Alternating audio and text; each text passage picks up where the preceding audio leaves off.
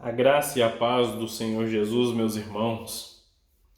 Eu fiquei um tempo sem gravar aí pro canal, tô andando um pouco ocupado aqui, mas resolvi fazer esse vídeo. Tem algum tempo que eu escrevi isso nesse quadro, já tem umas 3 semanas já, e hoje eu resolvi gravar fazendo um vídeo falando sobre alguns ismos que atrapalham, né, ismos que dificultam a pregação do Evangelho. Então, eu vou já justificar esse vídeo da seguinte maneira, para a comunidade cristã. Nós sabemos que pela Bíblia, tomando a Bíblia como a palavra inspirada de Deus e como regra de fé para aqueles que creem na pessoa de Jesus Cristo,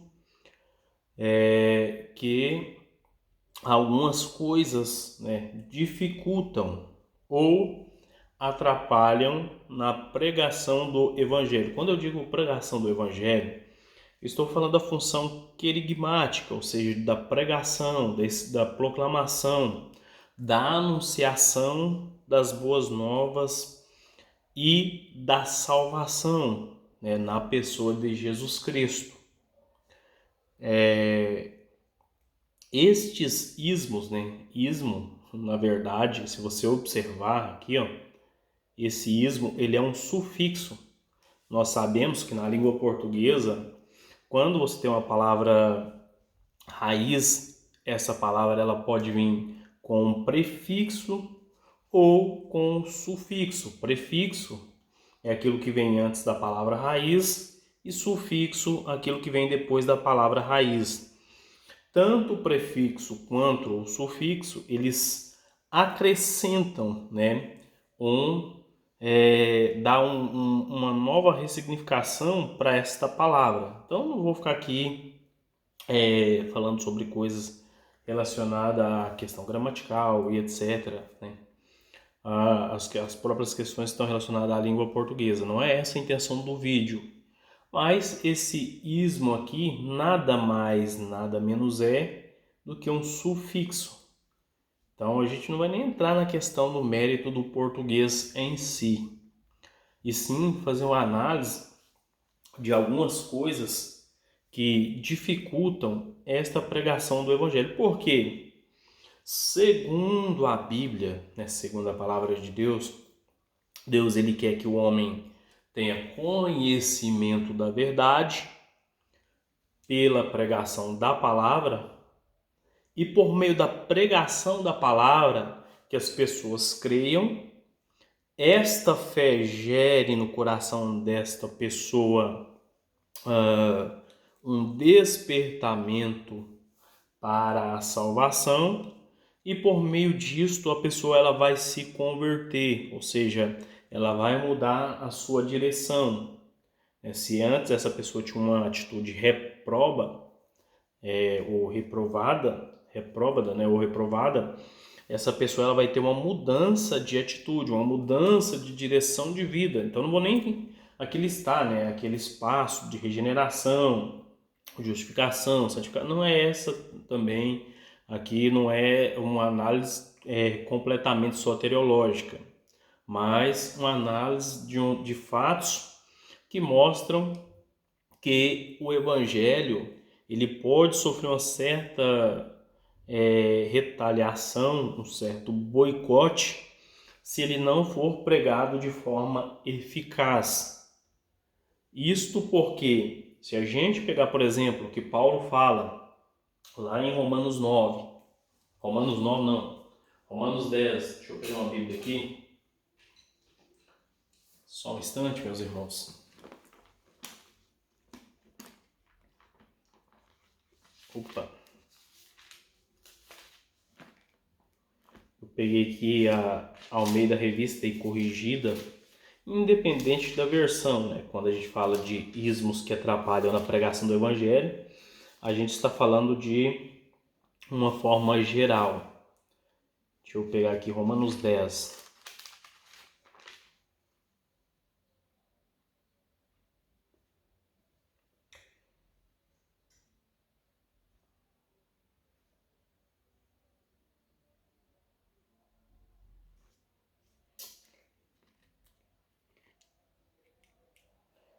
Romanos 10. Irmãos, o bom desejo do meu coração é a oração a Deus por Israel e para a sua salvação, porque lhes dou testemunho de que tem zelo de Deus, mas não com entendimento, porque não conhecendo a justiça de Deus e procurando estabelecer a sua própria justiça, não se sujeitaram à justiça de Deus, porque o fim da lei é Cristo, para a justiça de todo aquele que crê. Ora, Moisés descreve a justiça que é pela lei, dizendo: o homem que fizer essas coisas viverás por elas. Mas a justiça que é pela fé diz assim: não digas em teu coração quem subirá ao céu, isto é, trazer do alto a Cristo, ou quem descerá ao abismo, isto é, tornar a trazer dentre os mortos a Cristo. Mas que diz: a palavra está junto de ti, na tua boca e no teu coração. Esta é a palavra de fé que pregamos, a saber, se com tua boca confessares ao Senhor Jesus, em teu coração creres que Deus o ressuscitou dos mortos, serás salvo. Visto que com o coração se crê para a justiça, e com a boca faz confissão para a salvação. Versículo de número 11. Porque a Escritura diz: todo aquele que nele crê não será confundido, porquanto não há diferença entre judeu e grego, porque um mesmo é o Senhor de todos, rico para com todos os que o invocam, porque todo aquele que invocar o nome do Senhor será salvo. Então vamos parar aqui. Então Paulo está falando, da questão da proclamação do Evangelho para a conversão, para a salvação. É evidente que, se a gente observar aqui, nós estamos vendo Paulo fazendo um detrimento, ou seja, uma confrontação entre o Evangelho anunciado por Cristo e a lei de Moisés. Ele diz: porque o fim da lei é Cristo, para a justiça de todo aquele que crê. Ou seja, ele está contrastando o Evangelho com a lei mosaica e convergindo a lei, na finalidade de até a vinda de Cristo. Seria mais ou menos isso. Não vou entrar aqui na questão hermenêutico, exegético, Não é a intenção desse vídeo também a gente pegar, porque a gente teria que ler os capítulos anteriores para a gente entender por que é que Paulo está tratando dessa forma. Então, o propósito aqui é mostrar, que Paulo ele está dizendo que o propósito de Deus é salvar as pessoas por meio do conhecimento do Evangelho. Tanto que Paulo vai dizer: portanto não há diferença entre o judeu e o grego, porque um mesmo é o Senhor de todos e rico para com todos que o invocam. Ou seja, o homem se achegando a Deus, ou seja, respondendo à graça, ou seja, a Cristo, à medida que ele vai ouvindo a palavra e conhecendo o Evangelho. Aí Paulo diz assim: como, pois, invocarão aquele em que não creram? E como crerão naquele que não ouviram? E como ouvirão se não há quem pregue? E como pregarão se não forem enviados? Como está escrito: quão formosos os pés dos que o anunciam, a paz dos que anunciam coisas boas. Mas nem todos obedecem o Evangelho, pois Isaías diz: quem creu na nossa pregação? De sorte que a fé vem, que a fé é pelo ouvir, e o ouvir da palavra de Deus.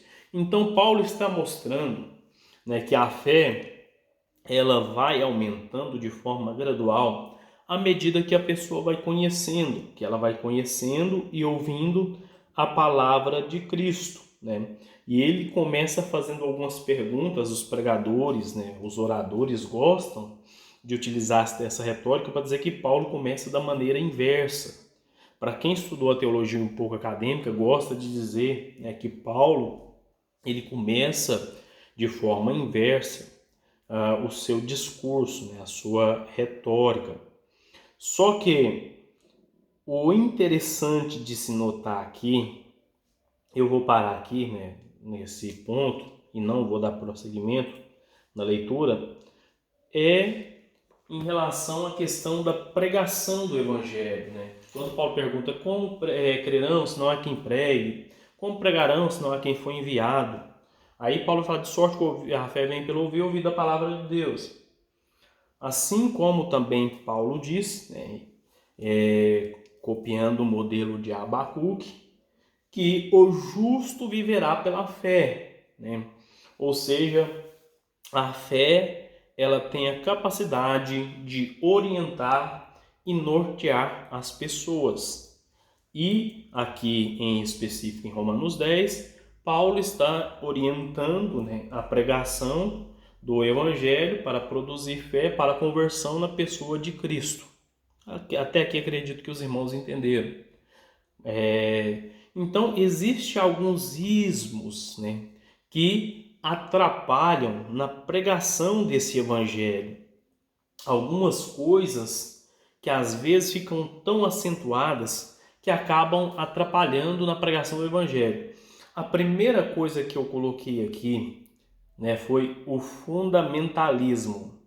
Quando eu digo fundamentalismo, eu não estou falando necessariamente das correntes teológicas, né, do século XIX e do século XX.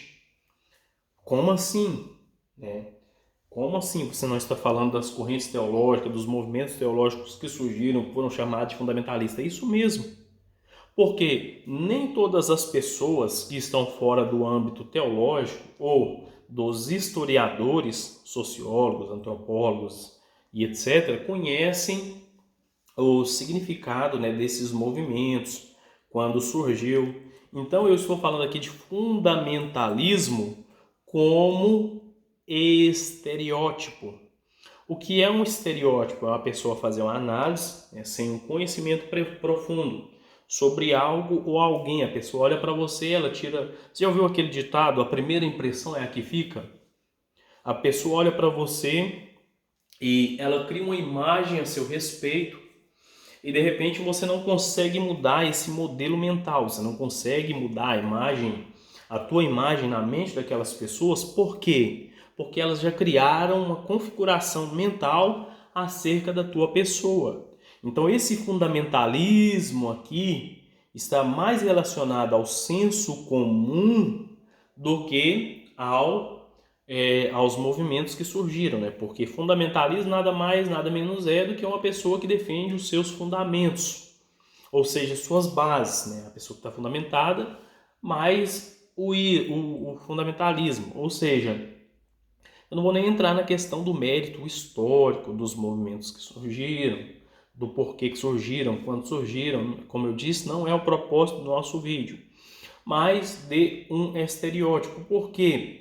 As pessoas já falaram isso para mim, né? A partir do momento que você defende alguns princípios, alguns valores cristãos, uma vez uma psicóloga falou para mim que eu sou uma pessoa extremamente ligada a valores religiosos, a padrões fixos, e ela falou mais algumas coisas que eu não me lembro agora. Mas isso depois de fazer alguns testes psicológicos, não tinha nada nem a ver com religião. Né? Isso estava relacionado ao ambiente de trabalho. Aí, indiretamente, e não é elogio, tá? Isso daqui as pessoas usam isso, eu vou dizer assim, no sentido pejorativo. Quando a pessoa fala que você é fundamentalista, nem sempre a pessoa está te elogiando. Existem casos neutros, eu não vou entrar em méritos teológicos aqui, não é o propósito. Mas quando a pessoa diz assim, você é fundamentalista, né? Ela não está necessariamente elogiando. Isso aqui pode ter um valor pejorativo. Ela pode estar querendo dizer que você ou é fanático, que você é radical, que eu vou falar daqui a pouco, você é extremista, mas fundamentalista nesse sentido aí, não necessariamente está ligada a um elogio, mas uma crítica disfarçada. Isso, em alguns casos, como eu disse, eu não posso colocar todos os casos, eu não posso generalizar, porque existe casos que as pessoas conhecem de fato os movimentos que surgiram, a questão histórica por trás dessa palavra, então elas vão separar isso, né? E as pessoas podem até trabalhar de forma bem organizada. Eu já vi casos também. Não vou citar aqui porque o vídeo já está com 15 minutos e eu não falei nem do segundo ponto. Mas esse fundamentalismo, porque uma coisa, meus irmãos, é quando a gente não a pessoa cria um estereótipo de fundamentalista, uma pessoa extremamente apegada a valores, só que existem pessoas que realmente se apresentam dessa forma e não conseguem perceber, não conseguem enxergar que ela vai seguir os passos que eu vou citar a seguir. Então, o segundo passo, né, ligado aí ao fundamentalismo, eu não vou nem discorrer aqui acerca do conceito geral, né, de fundamentalismo no senso comum, porque eu precisaria de um vídeo para cada ponto desses aqui. Ó. Nós temos 5 pontos aqui para serem trabalhados em um único vídeo. Então, o segundo ponto é o fanatismo. O que é o fanatismo? É uma adesão cega a um sistema de crenças e de valores, né? Geralmente está ligada a princípios religiosos ou não. A pessoa pode ser fanática, por exemplo, com futebol. A pessoa pode ser fanática com política. A pessoa pode ser fanática com a ciência. A pessoa pode ser fanática com várias áreas. Então não quer dizer necessariamente que seja religioso. Mas no nosso caso aqui, como estamos falando do âmbito religioso, então é uma adesão cega aos sistemas de valores, uma pessoa que não tem senso crítico, uma pessoa que não consegue pesquisar, que não consegue filtrar as informações, pessoas que não conseguem organizar a sua vida, né, sem absorver isso daqui de forma inquestionável. Dedicação excessiva, quando a pessoa coloca aquele sistema de crença ou de valores acima de todos e de todos, inclusive, às vezes até mesmo acima da própria família, né? Quando a pessoa não consegue separar, quando a pessoa não consegue enxergar que ela está fazendo isso aqui de forma excessiva, né? Essa dedicação excessiva, ou seja, ao ponto que isso toma o lugar de outras coisas na vida dessa pessoa, ela caiu dentro disso daqui, ó, fanatismo, dentro desse carinha aqui, como é dito nas faculdades, carinha. Então a pessoa acaba caindo dentro disso daqui, ó, fanatismo. Zelo religioso obsessivo. Uma coisa é a pessoa ter um apego excessivo, né? Ela se dedicar ao máximo. Obsessão é quando a pessoa já não consegue mais ser contrariada. A pessoa já não pode mais ser contrariada, né? Isso aqui é um dos pontos mais profundos do fanatismo. Olha, observa como isso está ligado de forma gradual. A pessoa, ela advém, né? Ela adota uma adesão cega, uma dedicação excessiva e um zelo religioso obsessivo, ou seja, a pessoa já não pode mais nem ser contrariada na sua forma de pensar. Se a pessoa fala algo que não está de acordo com o pensamento dessa pessoa, como ela tem um zelo obsessivo, essa pessoa ela se torna o quê? Ela tem uma inflexibilidade. A pessoa ela se torna inflexível, ou seja, ela tem uma cosmovisão unilateral. A única verdade absoluta que existe é a visão desta pessoa que está ligada a esse sistema de crenças e valores que levaram a esse fanatismo. E aí nós já vimos onde isso vai parar, né? Nós temos o terceiro ponto aqui, radicalismo, né? O que é o radicalismo? Ele está ligado a viés ideológicos, ou seja, a pessoa adota isso daqui, esse sistema de crença, esse sistema de valores, ela passa por todo esse processo que eu falei, ela vai pegar, né, as suas ideologias, os seus conceitos, os seus valores, a sua visão, a sua cosmovisão, e isso acarreta num perigo muito grande. Qual é este perigo? É o extremismo. O que é o extremismo? O extremismo são medidas radicais, né, que a pessoa toma para mudar aquilo que ela acredita, né? Aí nós poderíamos falar do extremismo em vários aspectos, em vários âmbitos e citar até exemplos.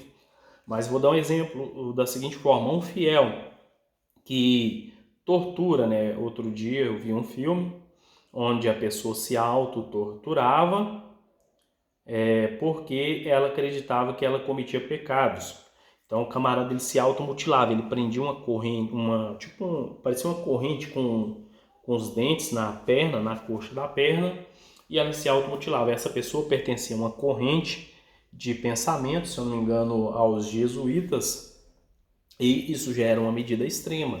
Existem pessoas que matam em nome da religião ou morrem em nome da religião, levando a religião, levando isso daqui, ó, esse sistema de crenças e valores aqui, ó, ao extremo, ou seja, ao ponto de matar ou de morrer. Ou seja, o extremismo são as medidas radicais. Se o radicalismo, né, está ligado ao viés ideológico, ou seja, a defesa desse pensamento, o extremismo seria a parte prática, que seria a parte teórica, né, a parte de pensamento. A pessoa vai tentar mostrar, defender a todo custo, e no extremismo ela vai praticar ações. E um quinto ponto que eu coloquei aí, né, que isso a gente poderia citar vários, N exemplos aqui. Eu não tenho tempo, não tenho espaço, né, pelo tempo do vídeo, tá aí já com 22 minutos, então não vou ter tempo para me aprofundar. E como eu disse, eu precisaria de pelo menos um vídeo de meia hora para cada ponto aqui, que aí a gente podia até desdobrar isso daqui. Isso aqui tem muito mais coisa por trás do fundamentalismo, por trás do fanatismo, o radicalismo, por trás do extremismo. Mas eu acredito que de uma forma bem simples, direta e didática, que os irmãos entenderam, né?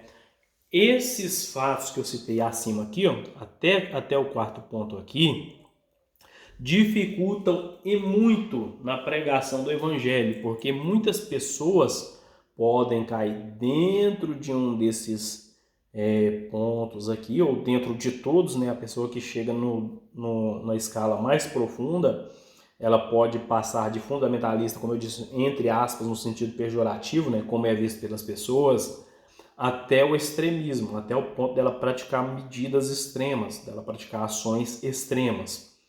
E tem um quinto ponto aqui que está mais ligada à área da psicologia, né, que é uma forma de autossatisfação, que é o exibicionismo. O que é o exibicionismo? Exibicionismo é uma exposição excessiva, né? É uma forma da pessoa mostrar algo que acaba se tornando uma ostentação.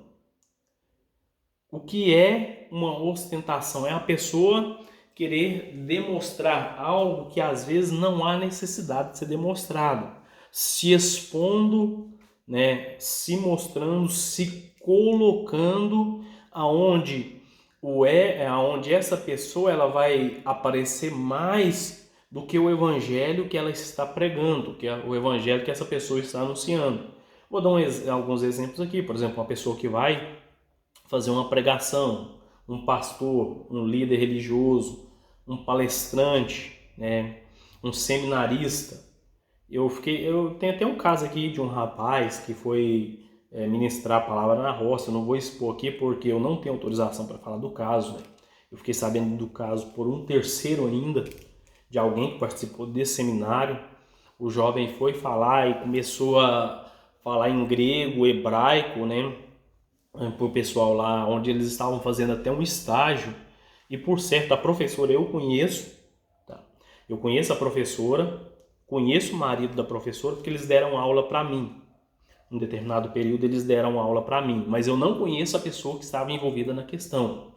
E, segundo o relato, esse rapaz começou a falar grego, hebraico, eles foram fazer um evangelismo, né, numa cidade aí do interior, acredito eu que aqui de Minas mesmo, até porque os professores são mineiros, tanto o marido quanto a esposa são professores de teologia, ou eram, né, da mesma instituição, tem alguns anos que eu não tenho notícia deles, desde que eu estudei com eles eu não tenho mais notícia, mas, segundo o relato, o jovem começou a falar, ganhou a oportunidade para fazer uma pregação evangelística, ou seja, aquela pregação pública, e ele começou a se exibir, né, mostrando que estava aprendendo seminário grego e hebraico.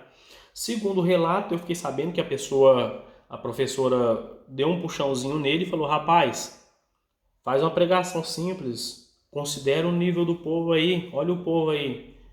O povo quer ouvir a palavra, o evangelho. E isso aconteceu, para quem não conhece, né, Karl Barth, se você pegar o livro do Batista Mondin, Grandes Teólogos do Século XX, você vai ver que até teólogos famosos passaram por isso. Até pessoas de renome, pessoas de cátedra, pessoas que estudaram. Eu já passei por isso. Vou contar duas experiências minhas, né?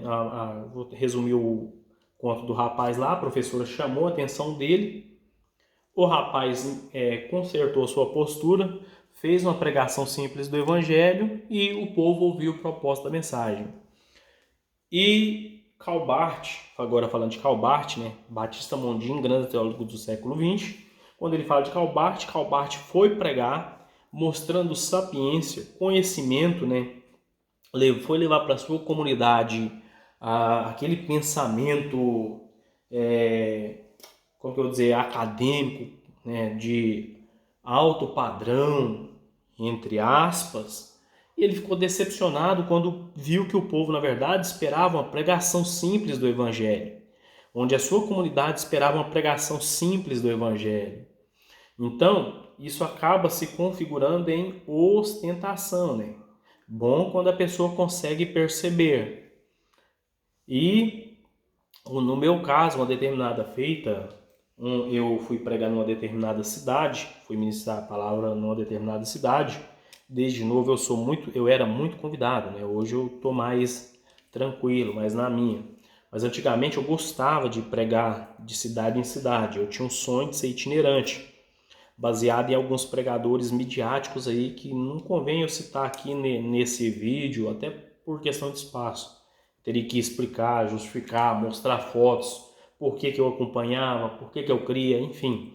Mas meu sonho era ser itinerante.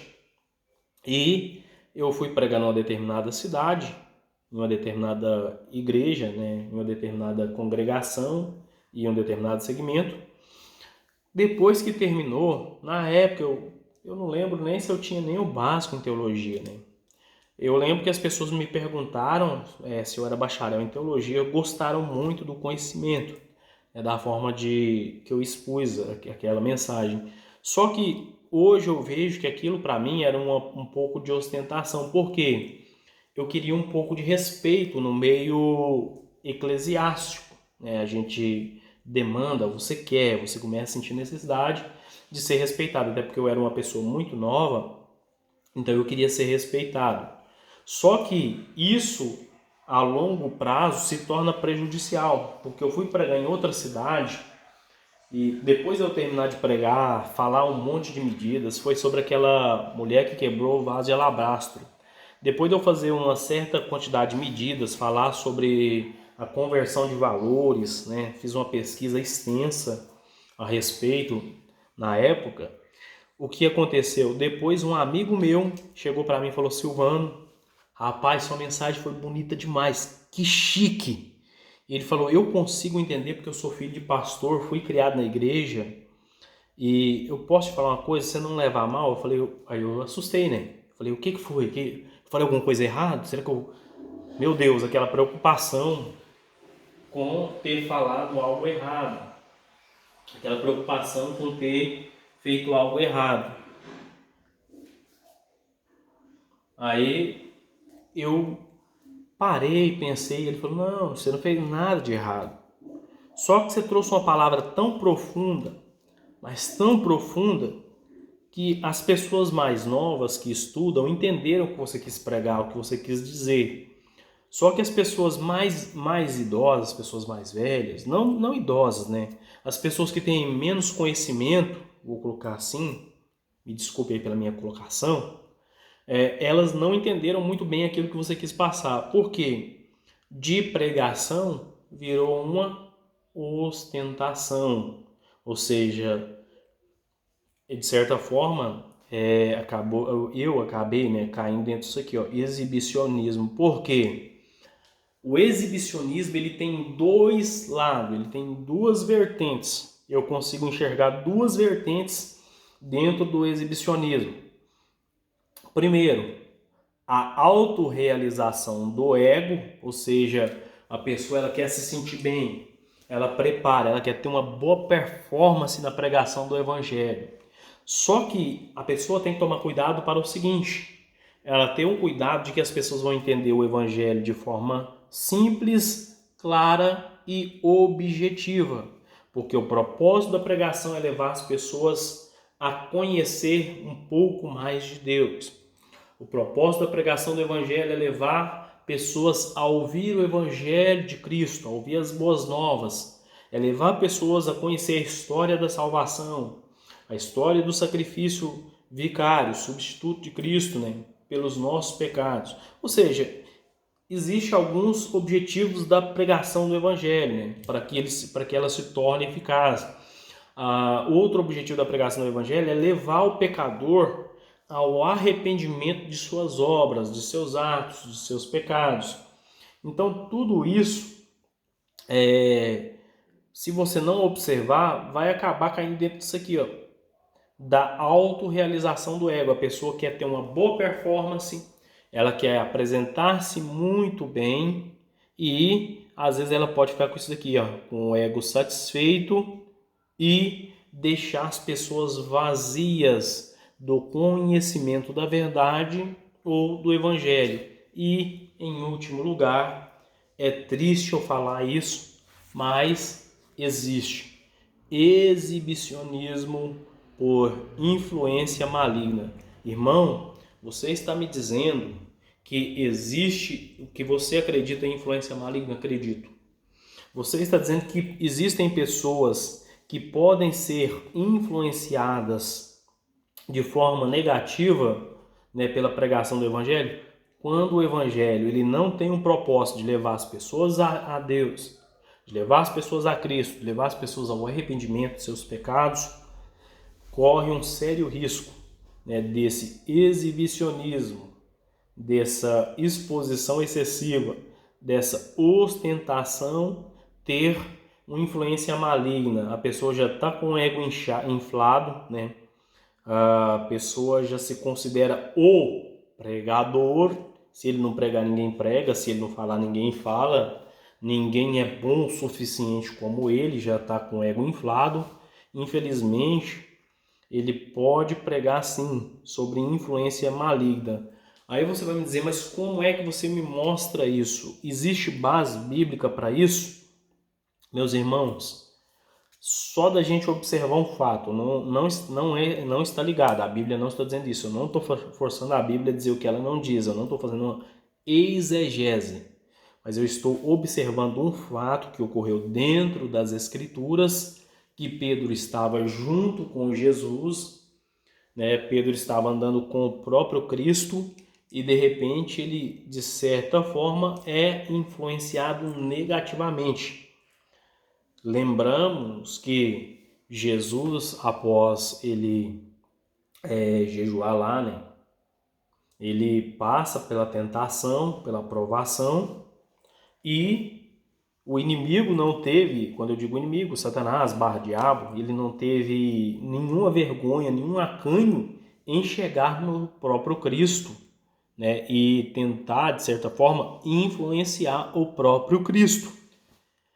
Não teve nenhum acanho de influenciar Pedro, entre outros personagens bíblicos. Como dirá eu e você, meus irmãos? vou colocar assim, réis mortais. Então, cabe a nós o dever de observarmos se nós não estamos, ao invés de levar uma pregação eficaz, se nós não estamos caindo dentro disso daqui. A palavra que Paulo trouxe, como crerão, se não há quem pregue? Como pregarão, se não há quem foi enviado? Então nós sabemos que nós somos enviados, nós sabemos que as pessoas elas vão crer se elas ouvirem a palavra e que de certa forma, de fato, melhor dizendo, a fé ela vai vir e vai vir por ouvir a palavra de Deus. Espero que os irmãos tenham me entendido, que os irmãos tenham me compreendido. Isso aqui não é nenhuma análise teológica profunda, para ninguém criar nenhum alarmismo em cima do que eu falei aqui. É só observar, para os críticos de plantão, eu sei o que significa fundamentalismo, a origem histórica do movimento. Porque senão vai ter pessoa, tá falando que fundamentalismo é isso, e fundamental, e começa, e por aí vai. Não, não é isso. A ideia desse vídeo não é nem causar discussão. É simplesmente mostrar que essas coisas aqui, se elas não forem observadas, isso pode trazer mais malefícios para a pregação do Evangelho do que benefícios. A graça e a paz do nosso Senhor Jesus. Para os irmãos que assistiram e as irmãs, eu sei que o público feminino no meu canal ainda é pequeno, mas para as irmãs que me assistiram até agora e que são mães, hoje é o Dia das Mães e eu quero desejar a todas as irmãs que assistem ao nosso vídeo um feliz Dia das Mães. A graça e a paz do nosso Senhor Jesus Cristo.